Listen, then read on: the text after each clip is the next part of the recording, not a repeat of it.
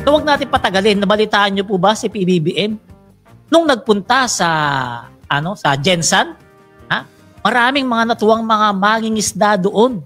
Kasi nakita nila mismo, yung presidente ng Pilipinas, inaalam yung kanilang kondisyon at naglatag ng napakaraming tulong. Anong masasabi dyan mga ka-BBM? Alam mo, napakalaking bagay ng pagpunta ng ating presidente dyan. Una, yung tuna industry, isa yan sa bumubuhay, particular dyan sa Mindanao. Particular dyan sa Gensan, the tuna capital of the Philippines.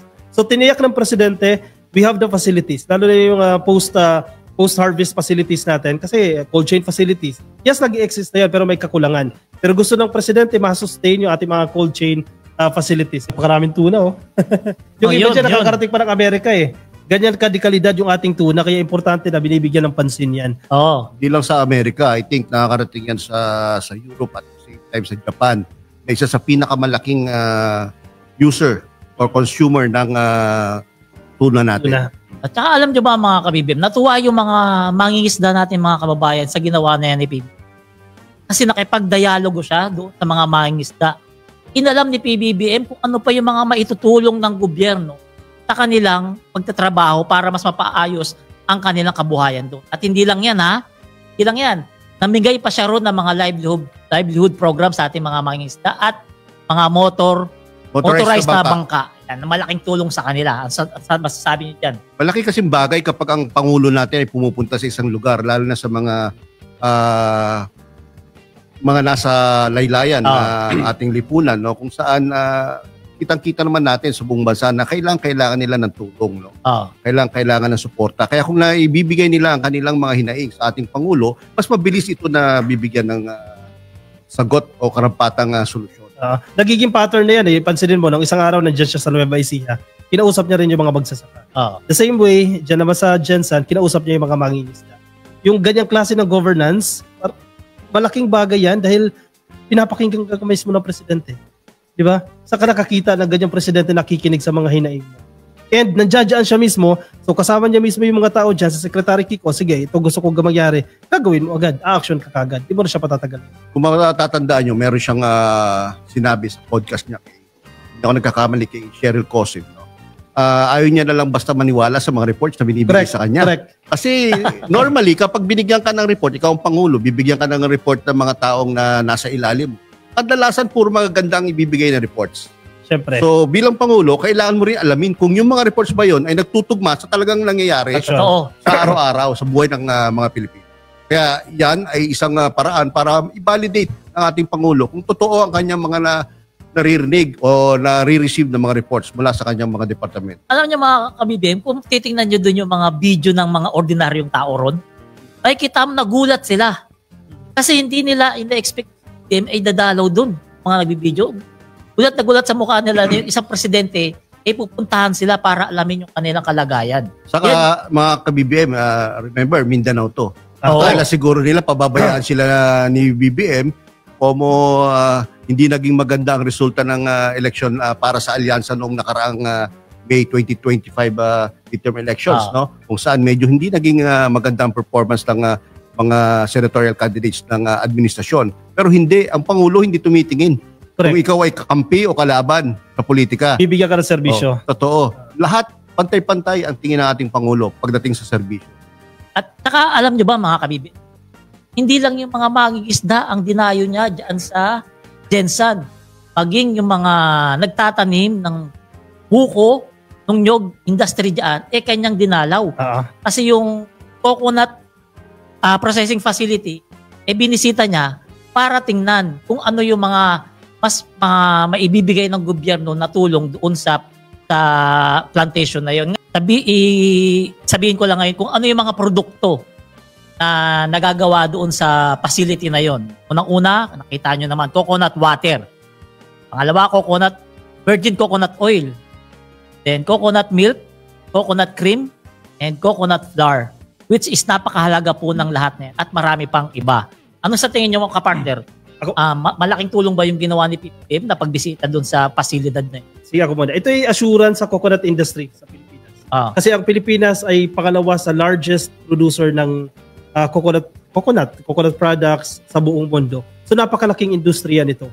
In fact, nagbibigay, when it comes to employment, 2.5 million farmers ang nagkakaroon ng trabaho Dami sa industriya ng pagniyog. Diba? Kasi napakaraming byproducts na mapoproduce mo.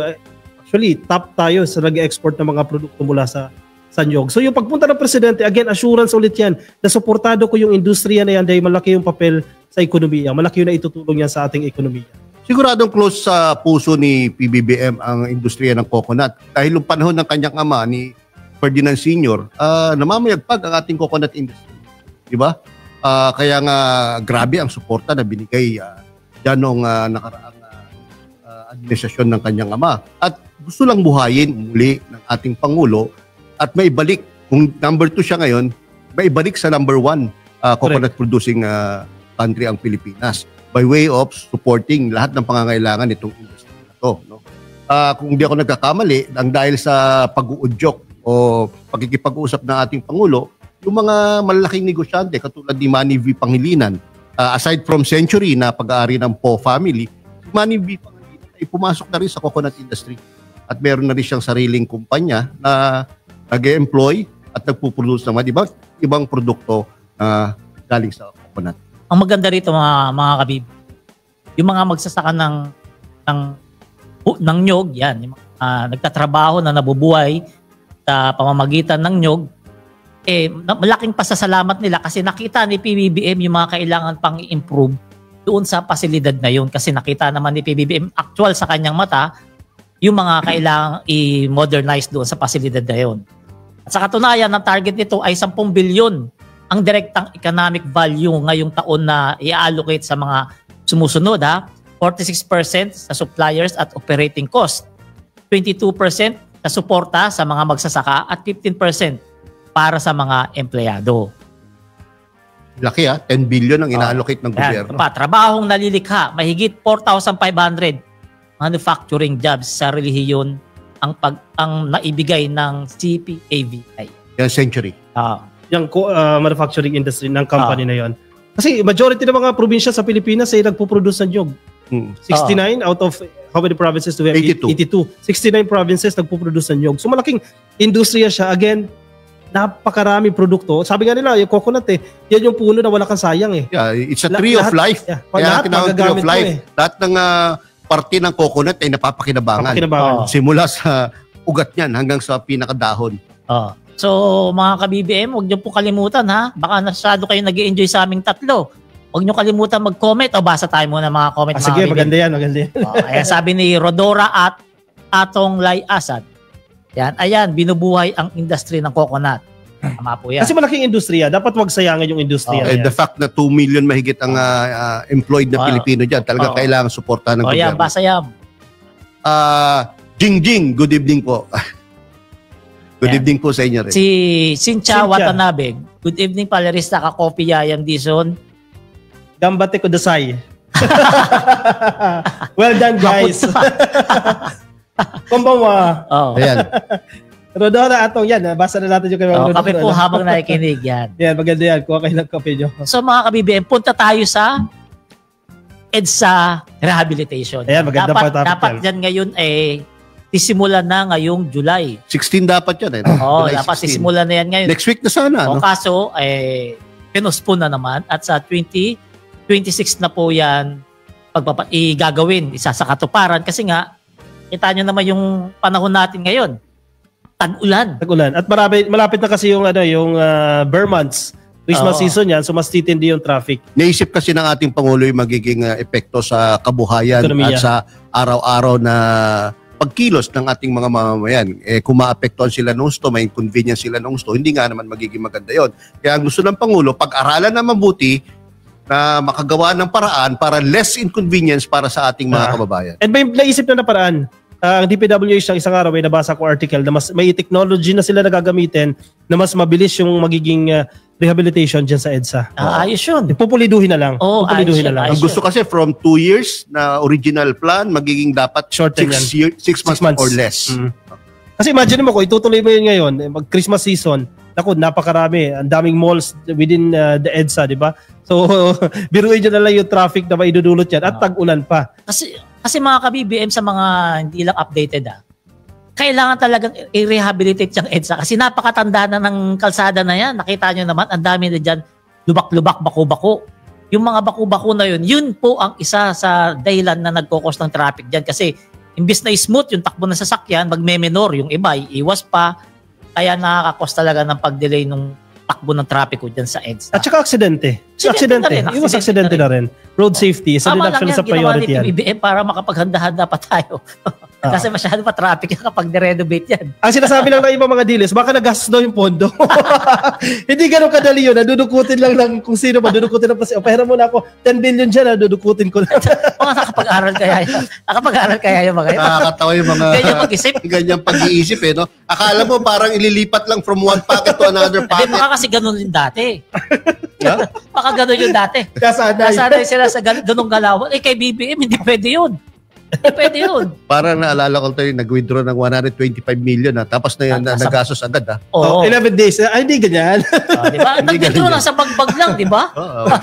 Nasasanay kayo sa ganyan discount. So mga ka-BBM, puntahan natin itong napakagandang ginawa ni PBBM ngayong linggo na to na malaking tulong sa lahat ng Pilipino na gumagamit ng Wi-Fi. Uy, maganda yan. Yan. Kasi itong PBBM nag-launch ng National Fiber Backbone Phase 2 and Phase 3 to digitally connect more Filipinos. Ibig sabihin, 78 million na Filipinos ang makikinabang dito sa proyekto na to ni PBBM. Kapag na-complete. Complete na. Oo. Sa ano ba yan? Teka muna, ipaliwag nyo lang yung muna sa ating mga kababayan yung Phase 1 naman. Sige, Phase 1 tayo. Yung Phase 1, yan yung paglalatag ng fiber cable. Okay. Para mas mabilis, mas stable yung internet connection. Correct. So sa Phase 1, nilatagan ng kable yan mula Ilocos Norte hanggang Quezon City. Ang layo. I understand, 1,200. Yan tama, 1,200 kilometro. Fiber optics, no? Itong Phase 2 and Phase 3, mas marami pa pong mga lugar dyan sa Visayas at sa Mindanao yung lalatagan din ng fiber cable. Ito yung mga lugar. Basa yan. In fact, from Cagayan Valley to Calabarzon, Bicol, Eastern Visayas to Mindanao, ganun po kalayo yung lalatagan ng cable. Ang total na kilometrahe niyan ay 1,800 kilometers. Grabe, napakahaba niyan. Napakahaba. Ang priority niyan, yung mga underserved na mga communities, yung mga far-flung areas, usually wala silang access unless merong Starlink na ibigay sa kanila. Correct. Kasi satellite ang Starlink, di ba? Ito, yung mga underserved areas, yan lalatagan mo lang ng kable para magkaroon sila ng access sa internet. Napakaganda niyan kasi kung ang target ng gobyerno ay talaga yung digitalization. Correct. No? Importante na meron kang reliable na internet connection. May video doon sa Palo di ba? Yung pinapakita ron na connected na lahat mula sa Batanes, pero dyan sa Mindanao, connected tayo. Medyo niyabangan tayo ng DICT ng kanilang pinakita dyan sa Palo Leyte. Dyan sa free wifi na yan, kasabay niya yung nangyari doon sa Leyte. Nakita nyo ba yung mga estudyante, mga kabibim? Nakita nyo yung dalawa yun? Tuwan-tuwa. Tuwan-tuwa yung mga estudyante, halos talagang niyayakap nila si PBBM sa sobrang pasasalamat nila dahil sila meron libreng wifi na magagamit. Kasi napakalaking bagay ng libreng wifi. Una, yung gastos mo, di ba? Pupunta ka na sa park, hindi ka na maglo-load ng FB15. Savings yan, 17 pesos na rin yun. Kung mabilis lang maubos yan. So kung may free wifi na sa lugar ninyo, malaking bagay yan. Magagamit mo yan sa pag-aaral mo. May hindi ka balinaw doon sa module mo, pwede mo i-search. Kasi libreng wifi na. Sa negosyo. Para sa estudyante, para sa negosyo, may online shopping ka, pwede mo lang gawin yan. Kasi libre na yung internet. Masyadong ginalingan ng DICT. Masyado nagpasiklab kay Pabibo, no? Pabibo. President Bongbong Marcos. In fact, sa tuwa ni BBM, sabi niya, napakabilis. Mas mabilis pa sa ginagamit niya sa Malacanang. Dahil yung tinetest nila yung speed. Yes. Yung speed from 180 to 220 Mbps. Kaya sabi ni BBM, mas mabilis pa sa ginagamit ko sa Malacanang. Grabe. Kaya kinongratulate niya na husto ang DICT. Dahil talaga nagpasiklab ang DICT. Kung nagpapasiklab yung DICT, nagpapasiklab din itong mga operator natin nato dahil may video na naman tayong ipapanood para mas maintindihan yung mga ka-BBM. Ito, panoorin natin. Kilos, walang drama, walang ingay, ngunit ramdam ang malasakit. Sa bawat sulot ng buhay, ikanangako ng langit, pero dahan-dahang binuo ang tiwalang winasak ng mga taong mapalinla. Yan nakita nyo yung mga galak ng mga estudyante. Nagagalak sila Kasi malakas, may free wifi na sila at nakita nila yung gwapo nating presidente. Surprise pa kasi yun eh. Wala naman silang ideya na pupunta yung presidente. Iba talaga kapag ang presidente mo, rockstar. O saan ka naman nakita mga ka-BBM ang internet dito sa Pilipinas, kailan nagsimula? Kung may idea kayo. Ako 2008 yata. O 2000 kasi 2000 nag-internet na ako eh. Mga ganyang period. O 2000 nag-internet na pa ako sa mga internet cafe. Pero bakit? Si PBBM lang nakaisip ng ganyan. Ngayon lang. Bakit ngayon lang? Plano niya pagdugtungin buong Luzon hanggang Mindanao ng internet na libre. Alam nyo kung bakit gusto talaga ni BBM na maging 100% ng internet connectivity sa ating bansa? Kasi sinabi niya sa kanyang speech mismo ng internet siya privilege. Ganun ang pagtingin niya sa connectivity issue ng ating mga kababayan. Kumbaga, necessity na siya. Basic needs na siya. Isa na siya sa basic needs na dapat natin i-address. At nakita natin yan kung gaano ka problemado yung sitwasyon natin when it comes to internet connectivity during the pandemic. Hindi tayo pwedeng pumasok sa eskwelahan, di ba? Dahil may restrictions. Yung iba, yung mga probinsya, hindi makapagtuloy sa kanilang klase dahil mahina yung internet connection. Correct. Yung mga bata, usually walang access sa internet. So, paano yung pag-aaral nila? Kaya ano nangyari? Wala. Bokya ang ating mga mag-aaral nung panahon yun. Ang maganda rito, pag malakas na yung internet natin at libre, malaking tipid to sa mga dilis. Di ba? Dilis na naman. Malaking tipid to sa mga dilis kasi mas gaganahan sila manira niyan kasi libre na yung wifi nila, malakas pa yung wifi. Di ba? Kasi alam mo naman yung mga dilis, mga kulang sa isip, di ba? Dapat hindi ba paggamitin ng libreng wifi yun? Kahit pinapagamit na sa kanila yung libreng at malakas na wifi, sisiraan pa rin nila yung nagbigay sa kanila ng tulong na yun. Ganun yan. Katulad yung tungkol sa 20 pesos na bigas. Araw-araw tinitira nila sa social media. Pero araw-araw nakapila. Pero araw-araw naghahanap din ng kadiwa kung saan sila makabili ng 20 pesos. May mga kilala ko, halimbawa, beneficiary ng 4Ps, Pantawid Pamilyang Pilipino program, bash lang ba siya gobyerno? Pero nakaka-payout sa gobyerno. Alam mo, nakita ko doon nga sa may nagpunta ako sa Kadiwa, hindi ko sasabihin ko saan lugar. Nagpunta ako sa isang Kadiwa, nag-cover ako sa linggo ng 20 pesos kilo bigas. Kita ko meron doon. Pangatlo sa pila, nakamaisog na damit. Di ba? Interviewin ko sana, kaso baka mabastusan. Kasi syempre karapatan din naman nila, kahit dilis ka, kahit matino kang Pilipino, karapatan mo bumili. Hindi pinipili. Wala pinipili si Hindi, mga ka-BBM, si Palerista po ay malakas lang mga tiyo yan. Pero ang totoo po, ang ating Pangulo, ating gobyerno ay talaga walang pinipili. Wala talaga pinipili. Kulay sa politika na correct. pinagsisilbihan. Kasi isa lang naman presidente natin. Oo, dapat. Ito na, partner huwag na tayong bagal-bagal. Etong utang ng magsasaka, panibagong bayad na naman to ni BBM. Ito ay, noong July 7 pala to, farmers sa Eastern Visaya ang natulungan ito. 1,293 agrarian reform beneficiaries, isipin mo ang binigyan ng 2,000 certificates of condonation with release of mortgage. Mahigit 53 milyon kabuuang utang at interes ang nabura. Alinsunod sa Republic Act 1953 o ang New Agrarian Emancipation Act. Dahil yan kay PB. BBM, kung di ako nagkakamali, second year anniversary nung pinirmahan niyang Emancipation Act na yan. No? July 7, 2023 kasi yan, I think, napirmahan. No? Kaya ika-2 taon na niya. At sa ika-2 taon na yan, 53 million worth of loans na hindi nabayaran ng mga magsasaka ang kinondone na. Ibig sabihin, hindi na mabayaran. Part of the 57 billion pesos total debts of yung mga magsasaka na kinondone ng ating ilang anniversary na pangalawa? Pangalawa pa lang. Pero 4,486 na yung magsasaka na bigyan ng titulo ng lupa at 6,000 hektarya ang lupa na naipamigay. Hindi, yan lang yun nung isang araw. Ito lang yan. Ito lang ba yun? Hindi pa yan yung kabuuan. Hindi pa yung kabuuan. Hindi pa. Di mas malaki pa yan. Mas malaki dyan. Mas marami pang natulungan. Correct. At naisip si BBM na naman nakaisip niya. Yun nga eh. Diba? Kasi gobyerno naman yan. Ikaw naman, ang gobyerno, marami namang pera. O sige, ang sinasabi ng gobyerno dyan, wag mo na bayaran yan. Kasi ang layunin yan, isa sa yung Emancipation Act, ikaw problemado ka, magsasaka ka eh. Kasi pagising mo, may utang ako, kakayod ako para bayaran ko yung wala utang nang ko. motivation. Ngayon, Demotivated na sila kasi Wala nang iniisip utang nila utang nila. Ngayon, ganado ka na, gigising ka, magtatanim ako. Kasi para sa pamilya ko na to. Para sa sarili niya na kasi. Correct. Hindi mo na ibabayad ng utang. Isa rin yung paraan para pasiglahin ang ating agriculture, especially sa pagtatanim ng bigas, no? Dahil nga napabayaan ng ilang dekada ng mga previous administrations, no? Napabayaan ng agrikultura, kaya nung panahon na ni BBM, no? Hindi na dapat mangyari yan, kaya ganyan ang kanyang isa sa mga solusyon. Alam niyo mga kabibi, bakit si PBBM ang nakaisip neto, ha? Hindi kasi siya nagbubulsa-bulsa, hindi gaya ng iba. Imbis na ibubulsa, ibinabayad niya sa utang ng magsasaka.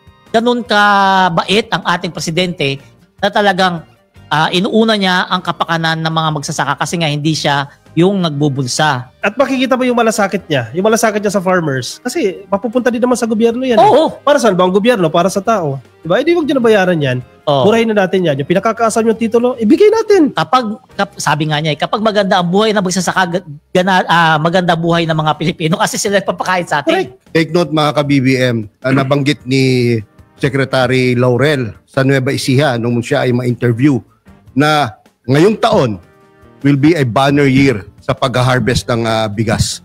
Lalo na kung hindi magkakaroon ng matinding pag-ulan, pagbaha o bagyo. No? Magiging banner year itong taon na to sa kasaysayan ng ating bansa. Pagdating sa pag-ani ng bigas. Kasi last year, nataasan na natin yung production. Nataasan ba natin? Mas mataas yung production natin. Highest in history. Tapos ngayon pa pala. Oo, ngayon pa. Wow. Dahil nga sa lahat na ng paraan ginagawa ng ating Pangulo, no, para ma-improve ang situation natin pagdating sa pag-ani ng palay. Alam niyo mga ka-BBM, sa totoo lang kapag baba ni PBBM sa pwesto sa 2028, mamimiss siya ng mga tao, lalo na nung magsasaka at saka mangingisda kasi siya lang yung presidente na talagang hands-on sa kanila. Talagang ini-spoil niya yung magsasaka at saka yung mangingisda na talagang sila yung unang nagpapakain sa atin. So sigurado magkakatotoo yung sinabi ni Mr. Ramon Ang.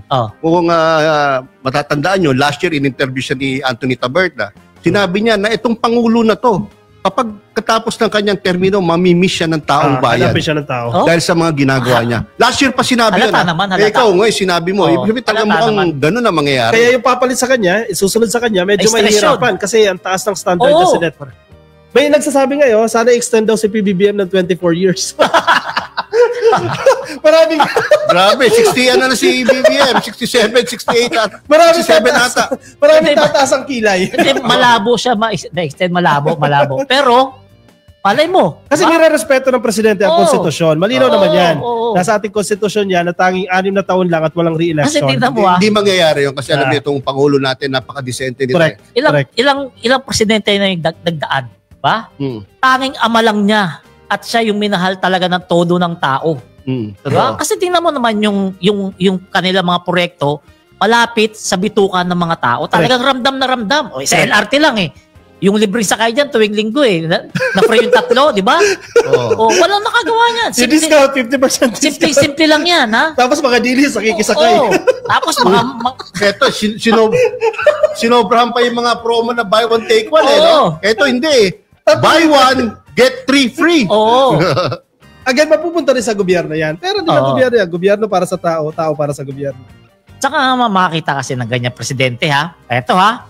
Presidente, namigay kaganina doon sa Luneta Grandstand, ha?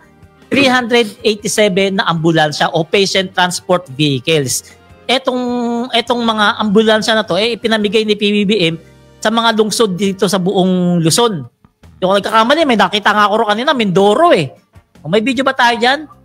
Meron. Ito. Tignan nyo kung magaling yung panoorin nyo yung video na to kanina. Para makita nyo si Toyota, ano yan? Grandia siguro yan. Napakaganda. Mahal yan. 1.6, 1.7 million ata.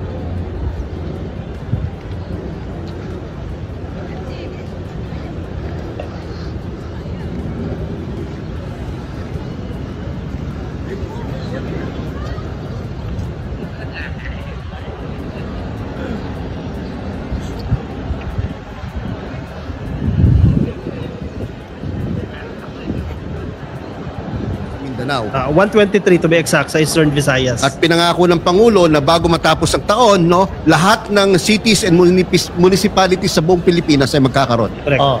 Alam nyo mga ka-BBM, tininan ko yung loob niyan, ha? Yung loob ng ambulansya na yan, napakaluwang. Ay, 3 dilis kasya dyan, tabi-tabi. So ibig mo sabihin sila na lang ang kulang. Oo, sila na lang ang hinihintay dyan. At kompleto na yan. Kompleto. May wheelchair. May oxygen lahat. Nandiyan dyan na yan sa napakaganda nga talaga. Oo. Pasyente na lang kulang. Dilis na lang na pasyente kulang dyan.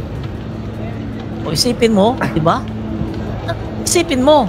Ito, isa na namang napakaganda, napakatibay na ebidensya kung nasaan ang puso ng ating Pangulo at ng kanyang administrasyon.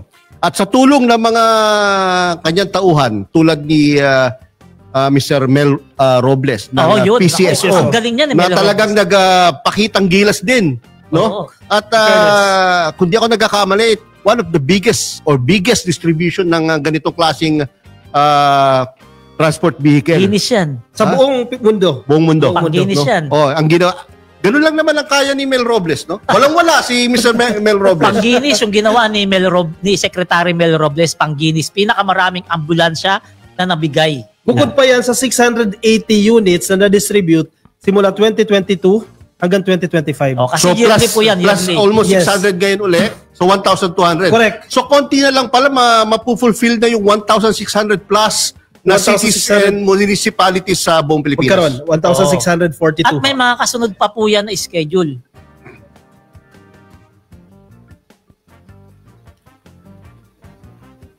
Yeah. Okay, malaking pasasalamat natin sa mga consumers, sa mga tumataya sa mga palaro ng PCSO. Diyan po napupunta yung inyong itinataya sa PCSO. And maraming salamat din of course sa PCSO kay General Manager Mel Robles sa mga ambulance. Actually, hindi nabibili niya ng LGU.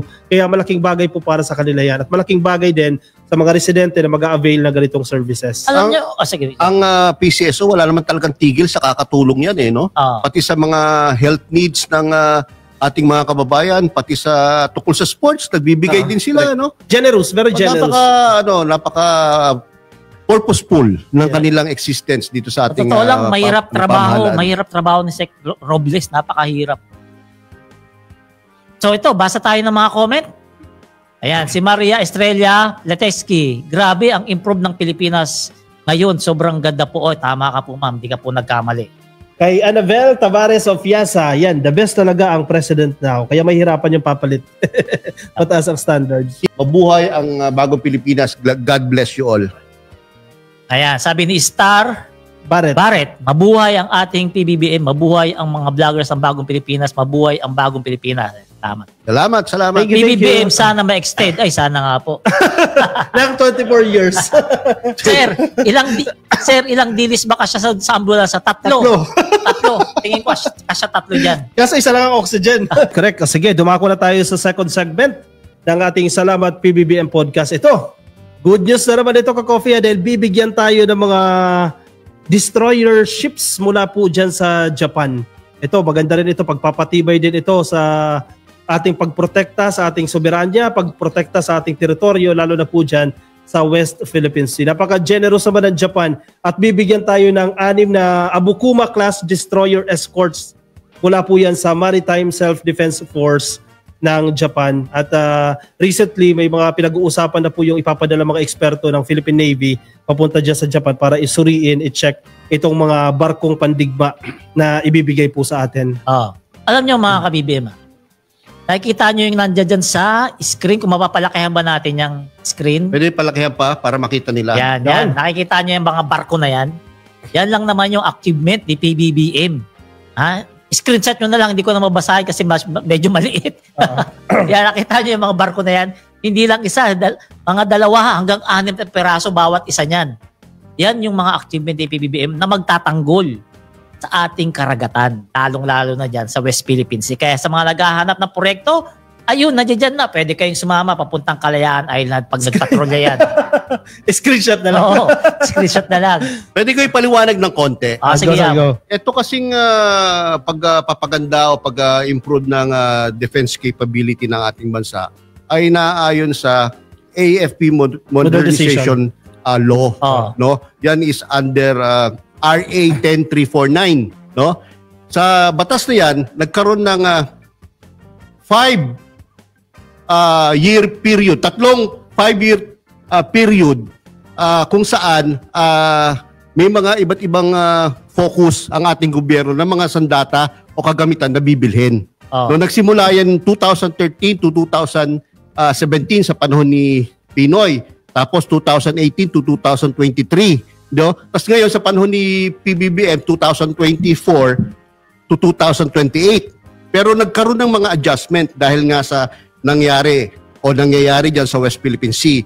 Ang naging objective na ngayon ng ating bansa na from before na ang focus natin is internal security dahil nga sa mga Local pakikipaglaban insurgents. sa NPA, sa mga Muslim rebels. No? Sayap.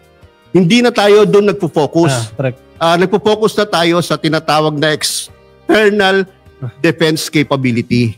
No? Kaya dahil diyan sa pagbabago ng focus na yan, ininkrisan ng ating gobyerno, especially nito BBBM, ang budget natin sa pag-acquire ng mga kagamitan, pangdepensa.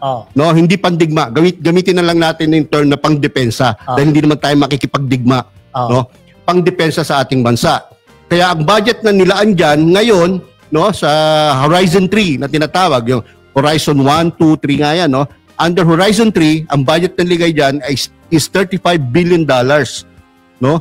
Or 2 trillion pesos. Ganun kalaki. Opo. Laki, Ganun kalaki po. Naka-tranches naman yan.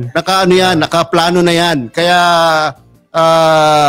magkakaroon tayo ng pagkakataon, kung mapapansin nyo, from time to time, nagkakaroon ng balita na nag-acquire tayo ng jet planes, ganyan, di ba? Mga barko, ganyan.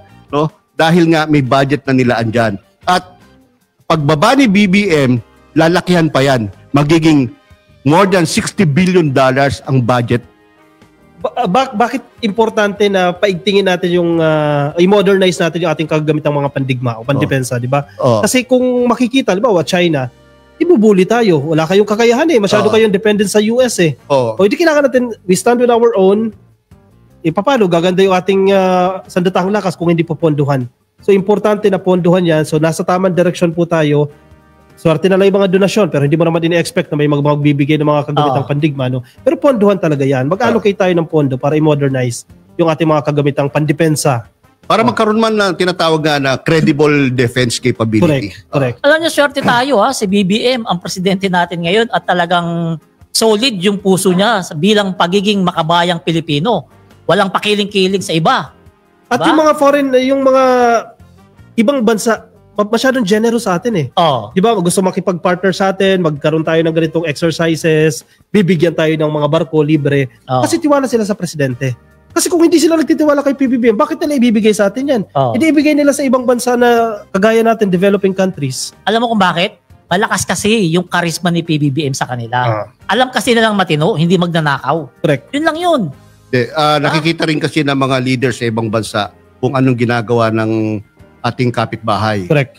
At the same time, nasa interest din kasi nila na maging free ang flow ng transport or ng ships dyan sa West Philippine Sea. Dahil kung yan ay aariin ng isang bansa tulad ng China at may hirapan ng ibang bansa na madumaan dyan, no, maapektuhan ang commerce and trade ng kanilang bansa. So under this administration, titindi pa yung ating maritime defense under the administration of PBBM dahil mas marami pang mga bansa nakikipag-usap sa Pilipinas na magkaroon tayo ng mga bilateral exercises, joint exercises. Kasi bukod doon sa mga treaties. Correct. Bukod doon sa mga kagamitan na yan, kagamitang pandigma, importante din yung trainings ng ating mga personnel, ng crew. Kasi bibigay sa atin yan, hindi mo naman siya alam i-operate. Yan din yung isa sa nagiging focus ngayon, yung mga bilateral exercises, no, kasama with other countries.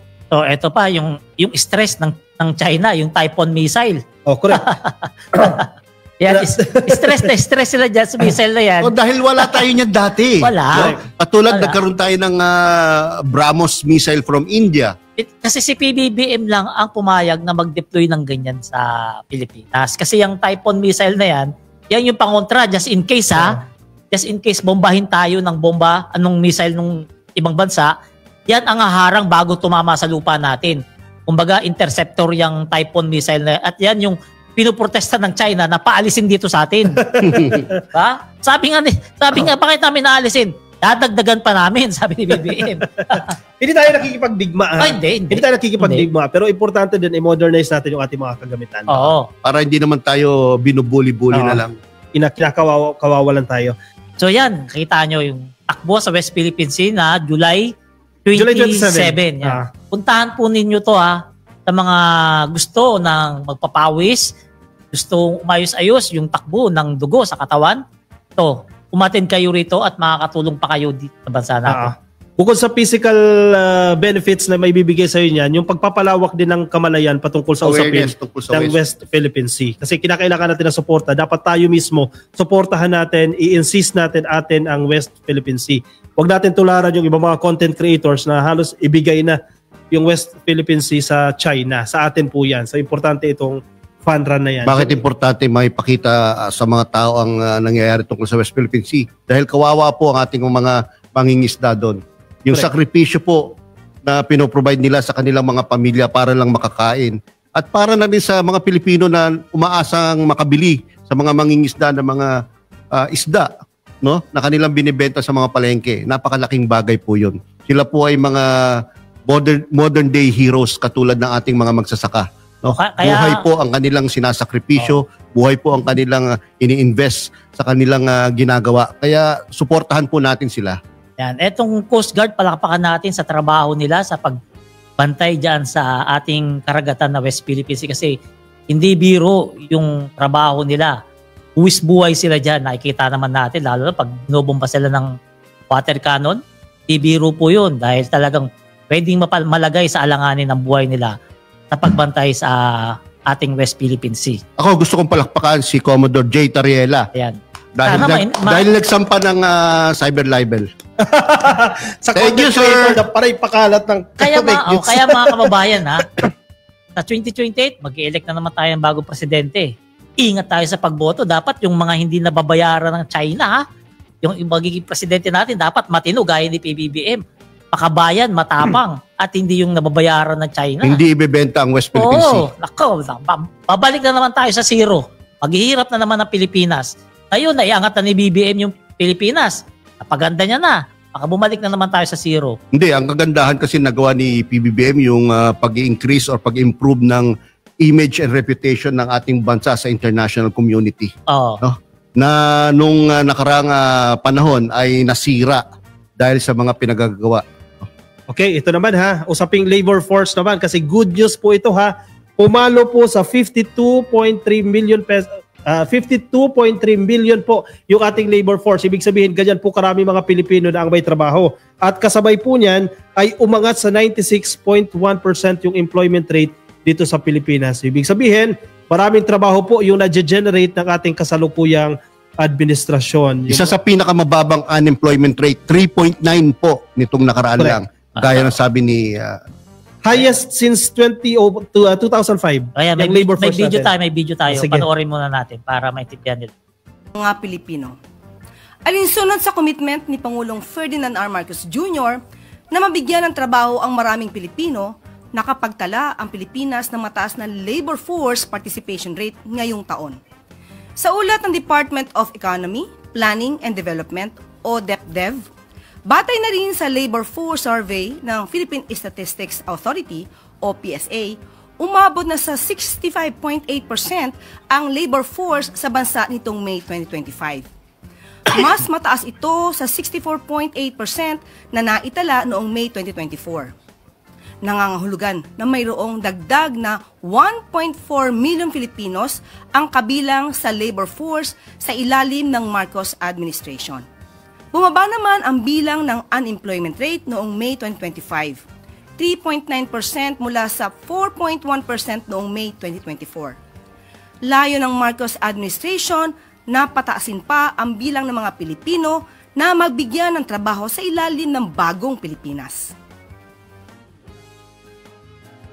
Trabaho? Ilan yun? Ilan? 1.8? 1.4. Additional lang yan. 1.4 million Pilipino. Additional lang yan sa labor force. Additional. Kaya pala konti na lang ng mga dealers nagbabas kay BBM kasi may trabaho na. Di ba? Hindi mo napansin? Oo, Hindi na masyadong nagtatrabaho na. madami. Wala na masyadong nagbabas kay BBM. O kasi Nabawasan. nakakuha na ng trabaho. Nabawasan. Oo. Yung kaliwat kanan ng mga job fairs na binubuksan ng ating gobyerno. Oh. And in fairness sa yung peso, sa local government unit, malaki rin yung nagagawa nila. Oh. Kasi marami silang services na ibinibigay no, sa mga naghahanap po ng trabaho. Halimbawa yung job matching, simpleng job matching, no, nakakatulong yan. Yung career guidance, lalo na po yung mga fresh graduates, yan na kinakailangan ng suporta yan, ng assistance. Interview coaching. Oh. Kasi fresh grad ka, hindi mo alam paano ko ba sasagutin yung employer ko, ano yung dapat expectation, sa malaking bagay po yan, yung ginagawa po ng gobyerno para tulungan itong mga fresh graduates para makahanap sila ng trabaho. Okay, punta tayo sa importanteng balitaktakan. No? Gusto ko sanang pag-usapan natin yung mga recent narratives ng mga haters, critics, and bashers ng ating Pangulo. No? Sinasabi nila na ang Pangulo ikot ng ikot, bigay dito, bigay doon, papoto off dito, papoto off doon, para lang magkaroon ng magandang report sa kanyang forthcoming SONA this July 28, 2025. No? Kayong dalawa, ano masasabi niyo? Ako, mas okay na yun. Kesa naman yung bakasyon dito, bakasyon doon, tapos hihingi ng malaking budget. Oo nga. Di ba? Oo. Kumbaga, aksyon, hindi Oo. bakasyon. Si BBM, aksyon ang ginagawa. Yung isa, bakasyon, hihingi pa ng malaking budget, hindi nahiya. Halos 1 billion na. Itong mga sinasabi nila photo op lang yan. Buti nga may photo op. Kasi nakikita nyo na nagtatrabaho yung presidente. Ano kumpara sa SONA? Noon, bago mag-2025 elections, yun din ang sinasabi ninyo, para sa 2025 elections, wala na kayong bagong narrative. Di ba? Nagtatrabaho ang presidente, natural, may media na magko-cover. Ano? Lalo magagalit ang media kung hindi mo i-allow na mag-cover yan. Nalilito na ako sa mga dealers natin. Pag hindi nagtrabaho, galit. Pag nagtrabaho, Galit. Oo. Hindi mga ka-BBM, kung mapapansin nyo or kung matatandaan nyo, nung in-interview siya ni Anthony Taberna sa first podcast niya, ano ba sabi niya? Ina-acknowledge niya ang mga pagkukulang ng gobyerno. correct. At isa sa mga malaking bagay na sinabi niya ay hindi nararamdaman ang gobyerno ng mga nasa laylayan o ng ating taong bayan. Kaya anong sinabi niya? Papakita namin sa inyo within the next few months, no, na andyan ang gobyerno para sa inyo. In fact, nagkaroon pa siya ng requirement na mag-courtesy resignation ng ating mga secretaries, di ba? Oh. So ginawa niya yon. And after that, halos every week, Sunod-sunod. thrice every week, no? Oo. Nasaan siya? Nasa taong bayan, nasa baba, namimigay ng kung ano-ano, katulad yung pinamigay sa Nueva Ecija para sa mga magsasaka. Nag-i-implement ng benteng bigas para sa mga yung vulnerable sectors, di ba? So, ginagawa niya to para maipakita sa taong bayan ang malasakit, ang puso ng ating Pangulo ay nasa kanila. At nagtatrabaho kasi ang presidente. Correct. Kaya mga kabibi, ipagdasal natin ang ating presidente kasi nakita nyo naman, kaliwat kanan yung trabaho niya sa isang linggo, hindi lang 3, 4, 5 paminsan. Sa kabila ng kanyang edad, senior na yan, si BBM. Pero ganun pa rin kasipag. Ba? Saka na makakita ng ganyang presidente na sa kabila ng kanyang edad, talagang kaliwat kanan ang trabaho para maramdaman ng Pilipino. Partida, isa na lang kidney niyan. Oo, hindi gaya. Ayoko magseta. Kung dalawa pa kidney niyan. Oo. Pansinin lang natin, na-observe ko lang sa presidente, Lunes, usually kasi pag nag-event tumutuhog, Oo. tuhog-tuhog. Hindi niya sinasayang yung isang biyahe. Correct. One reason na very strategic yan. Mapupuntahan mo isang event, 2 event, 3 event na geographically close to each other. Correct. Yung style niya. Pag Martes, cabinet meeting yan. So, focus siya. Siyempre, kailangan pag-aralan yung priority. Miyerkules, magugulat ka na naman. Susulpot na naman. Susulpot na naman sa kung saan-saan. May event na naman. Hanggang Sabado yan. Ang pahinga na lang Linggo. Sa dami ng events, alam mo, sa dami ng event ni PBBM, sa dami ng trabaho niya, nasisira ang schedule nating 3.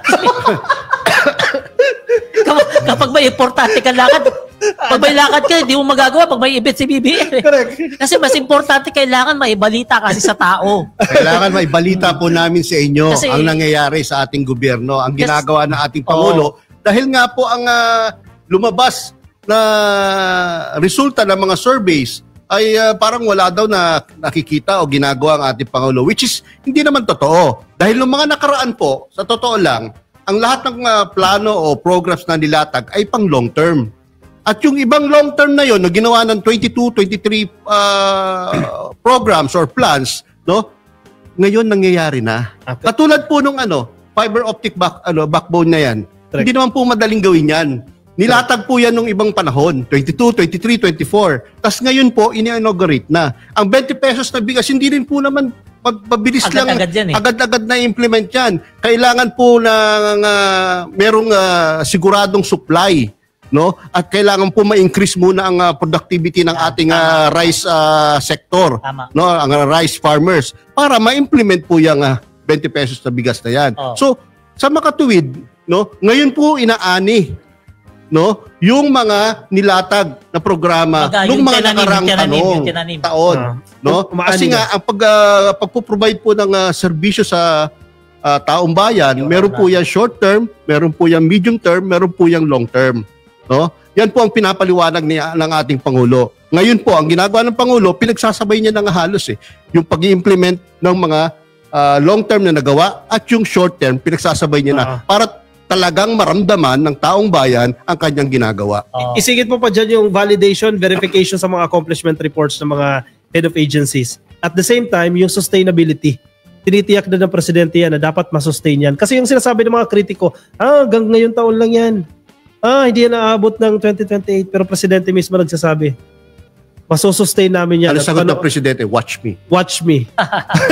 Diba? Ako pa bang guarantee? Ano pa bang pagsisiguro ang gusto mo? Presidente na nga mismo nagsabi, watch me. Ako naniniwala ako yan, di ba? Negosyo natin bigas. Naniniwala ako dyan kayang isustain ng gobyerno ang 20 pesos per kilong bigas hanggang pagbaba niya. Kasi bakit? Kitang-kita ko yung pagdami ng bigas sa bawat rice mill na napupuntahan ko. Totoo. Puno-puno ang mga tambak yung mga bodega nila ng bigas. Kaya naniniwala ako kayang-kaya yan. Hindi naman po kasi magmumura ang bigas natin kung konti talaga ang supply. Basic po yan, law of supply and demand. Kaya po napapababa ang presyo ng bigas ngayon because meron pong enough stocks, may enough supply po. Yung pagkakaroon ng enough stocks, enough supply, hindi po mangyayari overnight yan. Dahil po yan sa mga plano o mga batas o programa na nilatag na ni Pangulong Bongbong Marcos noong 2022 pagkaupo niya. May planong sinusundan. Nung isang araw na-discuss din natin ito. Ang presidente nagdidesisyon hindi dahil lumabas sa survey na ganyan. Diba? Sabi ng presidente, hindi namin babaguhin yung plano namin dahil lumabas sa publiko sa Asia or SWS na ganito yung perception ng tao sa isang bagay. Hindi yun. Kailangan scientific. Correct. Bawat programa na i-implement, may batayan yan. Nagkaroon ng feasibility studies bago mo gawin yan. Correct. Hindi mo babaguhin yan just because of a result ng isang research firm, isang survey firm na alam mong commission ng dilis. Di ba? Kagaya na sinabi ko kanina, sinabi ni Secretary Laurel ng Department of Agriculture na itong taon na to will be a banner year. Yeah. A record-breaking year sa pag-ani ng palay. No? Kaya palagay po namin ay tuloy-tuloy ang pagbebenta ng murang bigas. At as a matter of fact, no, yan po ang naging malaking epekto. Kaya ang baba po ng ating inflation itong nakaraang June, no, naging 1.4% na lang po dahil ang bigas, ang presyo po ng bigas ay talagang malaki ang binaba. Kasi si PBBM, hindi kasi yan hindi siya yung tao na puro chismis yung inuuna. Trabaho yan ng trabaho, kita naman natin eh. Hindi yan nagsasalita ng mga walang kakwenta-kwenta. Lahat ng lumalabas sa buhanga niya para sa tao, na makakatulong o sa bibig niya. Nasanay kasi tayo sa vlog eh. para nag-vlog lang tayo eh. Medyo formal na konti. Lumalabas sa bibig niya yan. Lumalabas sa bibig niya ay puro ikagaganda ng takbo ng kabuhayan ng ating mga kababayan. Yung mga inggit, pikit na lang muna. Ayaw nga pumikit eh. Hindi, sa totoo lang. Paano mapipikit kung nakapila ka sa 20 pesos per kilo na bigas? Hindi, sa totoo lang, di ba tayo bilang nagko-cover kay Pangulo, marami tayong nakakausap, kahit mga kaibigan niya. At nalalaman natin kung gaano kadisiplinado si Pangulo sa kanyang sarili, kung paano yung attitude niya sa kanyang trabaho. No? Ano po yan, talagang natutulog po sa oras yan. No? Kapag kailangan niya po matulog yan, para lang mapangalagaan niya yung kanyang katawan. Dahil sa kanya, no, importante na malusog siya dahil kailangan siya ng taong bayan. Kailangan niya may provide yung mga pangangailangan ng ating taong bayan. Tama At yan. malaking factor din na nandiyan si First Lady Liza Araneta Marquez. Parang may project yan Kasi suportahan sila eh. Mamaya pag-usapan natin. Oo. Yan na. Teka muna, wag mo na yan. No? Kasi meron pang isa. Go. Yung benting bigas ba? Oo. Di ba? Ano bang sinasabi tungkol dyan sa benting bigas? Isa sa mga issue po na sinasabi ng ating mga kaibigang Dilis ay yung benting bigas daw na yan, no? Ay, ano tawag doon? Nakaka-apekto sa magsasaka. Nakaka-apekto sa magsasaka. No? Ang nalulugi daw ang magsasaka. Naibibenta nga ng 20 pesos yung bigas, pero ang nalulugi magsasaka. At the expense, kumbaga. At the expense of the farmers. Kasi, sa tingin nila, binibili rin ng mura ang palay ng mga magsasaka. Which is, hindi totoo. Yan, Paliwanag nyo ba't hindi totoo? Yan ang hindi nila naiintindihan. Alam nyo mga ka-BBM ngayon, yung ginawa ni PBBM na rice processing facility, malaking tulong sa magsasaka yun. Isipin mo kapag ani nila ng palay, gagamit na lang sila ng harvester na binigay ni PBBM. Pagka-ani nila ng palay, hindi na nila ibibilad doon sa kalsada. Diretso na doon sa rice processing facility, doon na itutuyo. Pagkatapos matuyo yung palay,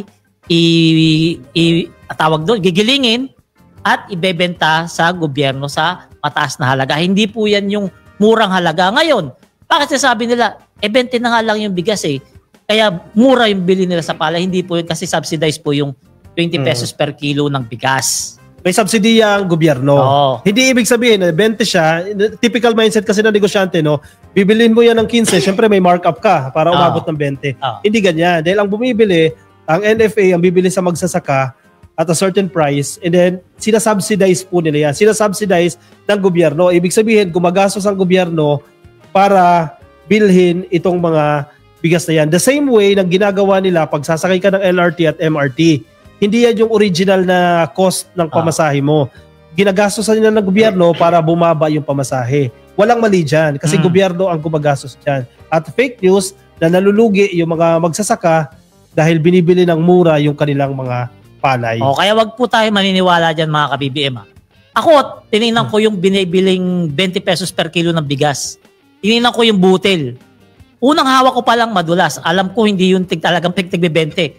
Ang presyo nun sa tingin ko yung pinaka is 27 to 29 ang presyo nun. Binebenta lang ng 20. BBM, napanood ko yung explanation dyan. Ang subsidy na binibigay ng gobyerno dyan is 13 pesos per kilo. So sa makatwid, 33 pesos ang kanilang cost dyan. Kaya nila na ibibenta ng 20 pesos. Ngayon, ipaliwanag ko lang na isa sa programa ng ating gobyerno, no, gaya na rin na sinasabi ni Secretary Laurel at ni President Bongbong Marcos, magkakaroon po ng floor price na tinatawag para sa palay. No? Ang mga fresh palay ay bibili ng gobyerno from 18 pesos to 20 pesos. At ang dried naman ay from 20 to 22 pesos. No? Sa halagang yan, maganda na po ang kita ng mga magsasaka. No? Kaya yung mga nagsasabi na binibili kanilang palay na 12 pesos, 14 pesos, meron na rin pong sinabi ang gobyerno dyan. Kapag meron pong nag-aabuso sa inyong mga traders, no, na bumibili ng palay nyo na napakababang halaga, kailangan nyo pong magreklamo sa ating, sa pinakamalapit na opisina ng Department of Agriculture para ireklamo nyo po na binabarat kayo ng ganun. Kasi nangyayari. Pero gaya nga ng sinabi ng ating Pangulo, para maiwasan talaga yung walang kikitain ng mga magsasaka, no, meron nang isiset na floor price, no, na hindi bababa doon ang bentahan ng palay.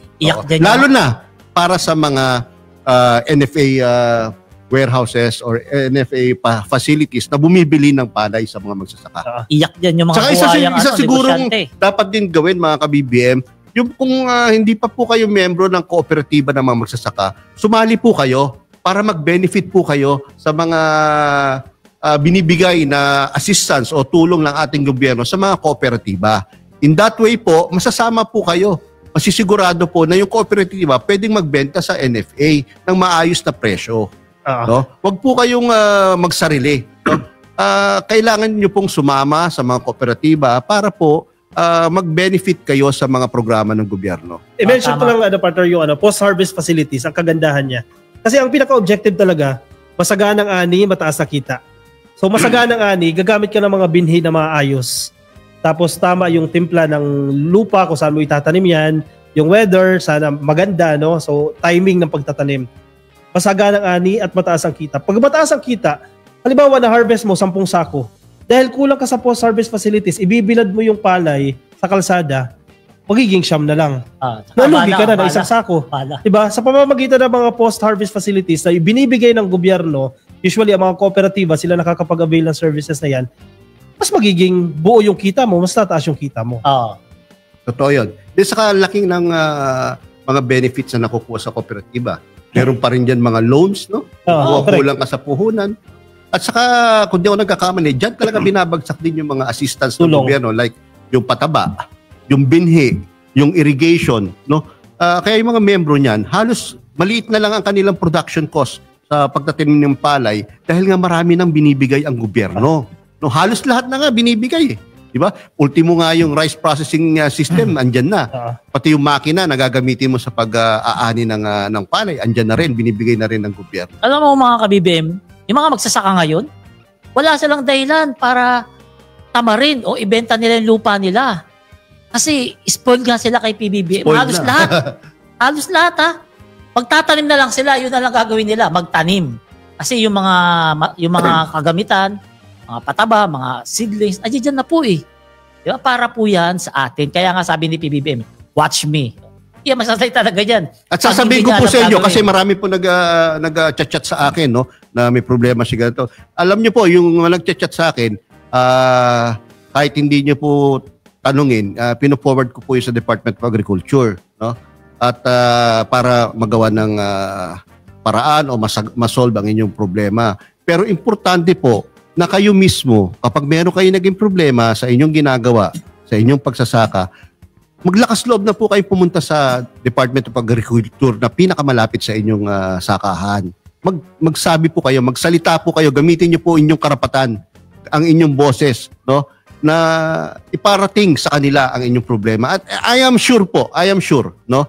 Ang mga tao po sa gobyerno maayos po, no? Karamihan po ng tao sa gobyerno maayos po at palagay ko po aaksyonan ang inyong problema. Yan ang kahalagahan ng sinasabi ni Yayam kanina na dapat sumali kayo sa kooperatiba. Kasi kapag nasa kooperatiba ka at may problema, may masasabihan ka at may matatakbo. Kasi pag mas maraming boses, mas papadala sa pamahalaan. Kung di mo naman kaya magsalita mag-isa, kung meron kayong grupo, mas malakas po kayo. Yung term na yan, consolidation din ng mga sakahan. Correct. Malaking factor din yan, di ba? Kasi minsan may mga pagka-qualify kayo sa ganitong loan pero hindi individually, as a group. So napakalaking bagay. Sumali kayo sa asosasyon at sa mga kooperatiba. Pero sa ngayon sa nakikita ko ang pinaka magiging problema na lang ng mga magsasaka natin, yung mga buhaya, mga traders na binabarat sila. Yun na lang, wala nang iba. Kaya nga sa pagtanim, wala nang problema. Kaya nga noong nakaraang linggo, sabi ni Yusek Claire Castro, kapag merong nag-aabusong mga traders sa inyo, mag-report kayo. Sila, ang gobyerno mismo, ang magpa-file ng kaso. Or kung meron man makitang kaso laban sa mga traders. Maganda yun. Bago tayo lumipat sa panibagong topic, basa muna tayo ng mga komento ng ating mga kababayan. Sabi ni London Charlie, sana hindi magpabola ang mga magsasaka sa mga buhayang traders. Huwag silang maniwala sa mga sinungaling na traders. So, totoo yan. Correct. Totoo yan. Next. At tineng verbo, baka po yung mga middleman ang bumibili ng palay ng ibang farmers tapos binabarat. Dapat po si farmers, wag nila ibenta sa middleman. Kung ibenta man nila sa middleman, wag din sila pumayag sa ganoong presyo na 12 hanggang 15 pesos. Baba nga naman, no? Napakababa. Dapat i-report nila sa gobyerno kaysa magreklamo, kayo ang nalugi kayo. Alam nyo, ka-BBM, meron akong forward mismo kay Secretary Laurel na chat ng taga Isabela. A week after, ando sa Isabela si ano. Wow. Action agad. Ina-actionan yan. Ina-actionan ng gobyerno po yan. Kaya lang kailangan nyo po magsabi, kailangan nyo po magreklamo. No?